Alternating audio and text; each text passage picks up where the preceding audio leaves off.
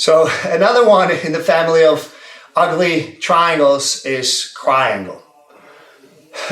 I usually set it up from deep when my opponent is deep half guard. So I'm going to show you the setup from this side, and then we're going to look to the other side. All right, so if I'm in deep half guard, so what I'll do is I start to slide to make sure my knee is under his head. Now what I'm going to do is I'm going to start to lift the far side leg, and I'm going to bring my right leg underneath. I can go knee deep. Again, now I'm going to grab my shin. And this is what happens. Now I fold my left leg to make sure he can come up without any obstruction. And I lock this up. You can see why I would normally hold on to my shin, but you can see why we call this Cryangle. I have the leg, the arm, and the head. This is miserable. You literally can knee bar them. Sometimes the fulcrum is going to be their own arm. Many times it's going to be their own head. At this point, take your sweet time, whatever you want to finish with.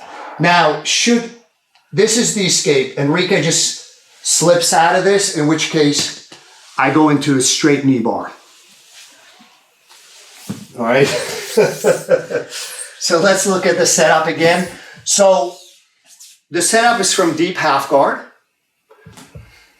All right. The opponent is slightly either square up to the ceiling or slightly facing away. So once I'm here, as they a lot of times they try to get underneath my leg, I prevent that with the underhook with my right hand. Now I'm lifting his head and I'm pulling.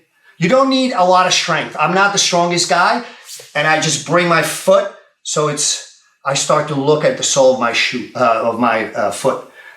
Grab my shin, and a lot of times now Enrique comes toward me. When that happens, I lock it up. If you're short, you can do the diamond. It works the same way. And I have his head, arm, and knee. And right now, you can't see this, but Enrique is getting knee barred with the fulcrum being his face. Again, ideally, I would like to make a triangle, but even if you can't, a diamond is good enough. So again, I'm in deep half guard. I keep lifting his head, and I keep moving my right foot close to his shoulder, and I want to look at the sole of my foot. As Enrique rocks me towards my side, I lock it up. I have a knee bar.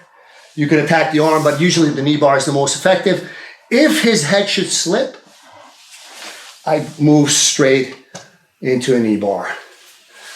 So simultaneous submission is a knee bar, and follow-up submission, if his head slips, is another knee bar. But you can see why we call it Cryangle.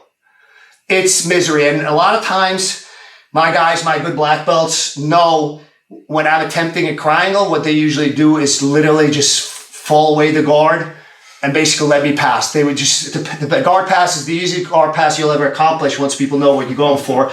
Because it's way better to be on the bottom side control than be Cryangled.